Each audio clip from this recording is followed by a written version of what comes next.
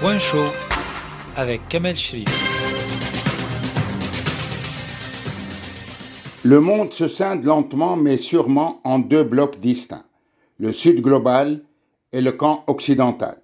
Le reste du monde n'est que malheureusement figurant et simple spectateur de ce nouveau monde qui se dessine. Dans cette agitation mondiale, Israël fait l'exception, en agissant en toute impunité au Moyen et Proche-Orient, et particulièrement à Gaza, où l'offensive terrestre se précise et se profile. Rien ne semble arrêter Netanyahou dans l'exécution de son plan à réoccuper Gaza. Pour l'histoire, après avoir occupé Gaza pendant 38 ans, en 2005, Israël a achevé son désengagement de Gaza. Mais 20 ans plus tard, et arguant du prétexte de l'attaque du 7 octobre 2023, le fantasme de la réoccupation est plus présent que jamais. Netanyahou a fait appel à des réservistes pour entamer son offensive terrestre et exécuter son plan d'anéantissement, d'extermination, d'effacement pour vider totalement Gaza, non seulement pour garantir la sécurité d'Israël, mais pour permettre à son plus fidèle allié Trump de réaliser son projet de faire de Gaza la Riviera du Moyen-Orient, un projet devenu une obsession qui refait surface. Baptisé GREAT, c'est le mot préféré de Trump, et aussi l'acronyme de son projet. Et l'État palestinien dont on parle de plus en plus, surtout à une semaine de la 80e session de l'Assemblée générale de l'ONU, où prendra-t-il naissance? Y aura-t-il un simple effet d'annonce ou au contraire il y aura une suite pour permettre aux Palestiniens de recouvrer leurs droits spoliés?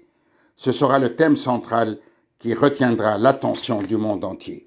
L'autre grand sujet de l'actualité internationale qui suscite intérêt et engouement se passe à Pékin où le président chinois a voulu impressionner le monde en organisant un imposant défilé militaire sur la fameuse place Tiananmen.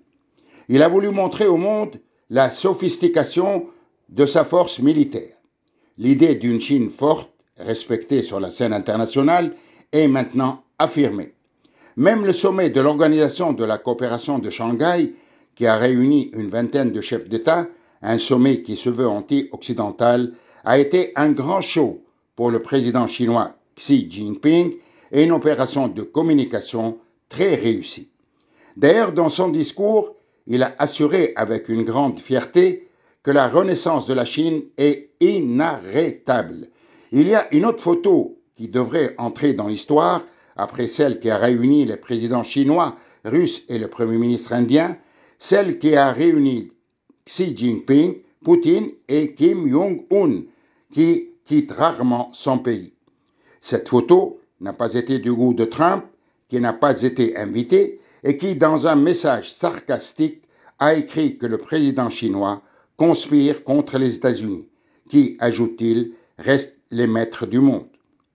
Comme l'a dit le président chinois, l'humanité fait de nouveau face à un choix entre la guerre et la paix, entre le dialogue et la confrontation.